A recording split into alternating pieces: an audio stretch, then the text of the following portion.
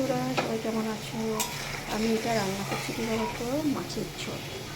প্রথমে তেল দিলাম, তেল দিয়ে জিরে ফোড়ন দিলাম, তেজপাতা দিলাম, আলুগুলো লাল করে ভেজে রেখেছিলাম, দিয়ে পেঁয়াজ বাটা, আদা বাটা, জিরে বাটা, কাঁচা লঙ্কা দিয়ে, আমরা শুকনো লঙ্কা খাই না, কাঁচা লঙ্কা খাই, তো কাঁচা লঙ্কার ঝোল। এটা হবে কই মাছের ঝোল, ঠিক আছে? কই মাছ দিয়ে ঝোল। তারাও দেখাচ্ছি, আমি কই মাছগুলো ভেজে রেখে দিয়েছি। এই যে কই মাছগুলো আমি ভেজে রেখে দিয়েছি।